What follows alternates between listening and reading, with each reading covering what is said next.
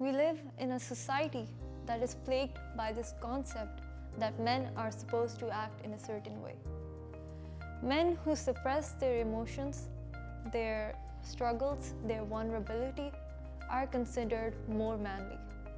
We live in a society where women are imprisoned in a defined space and punished if they try to make choices of their own. And as for transgenders, we don't even consider them as a part of our society.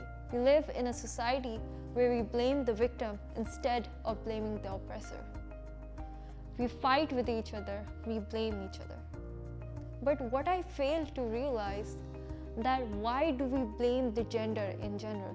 Men can also be the victims of violence. So are women and so are transgenders. So why the blame game? That's the question. I'm Ayesha Noor from NUST Islamabad and I'm an aspiring social entrepreneur. Our society is becoming polarized.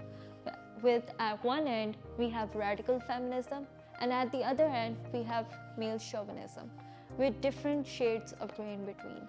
When we do not recognize each other's differences and put our rights above others, I believe that's when violence and extremism begins. For the rising gender intolerance in our society, we need a solution, and I believe that I have one. The solution to this issue, I believe, is gender equity. What gender equity states is that men, women, and transgenders are three different entities that have their own set of limitations. If they are given resources, rights, and responsibilities without violating their limitations, I believe that's when they can be empowered, and which can, in return, uplift the society as a whole. By creating a space of gender equity, a space where the rights of all the genders are preserved, where the rights of all the genders are acknowledged, a space of inclusiveness, a space of equity, I believe that the existing spaces of extremism can be annihilated.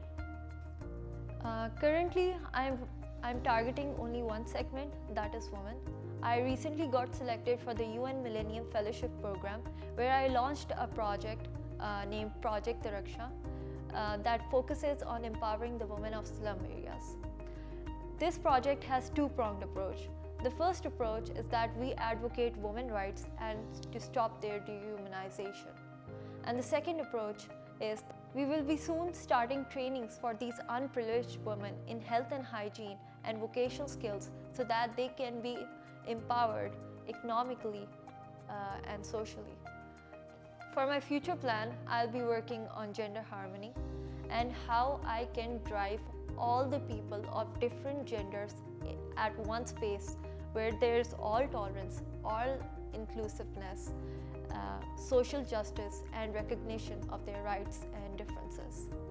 It is said that one person can make a difference, but I believe a team can make a miracle. So let's join hands to eradicate violence and extremism by promoting equity. It's time to take a stand. This movement starts now.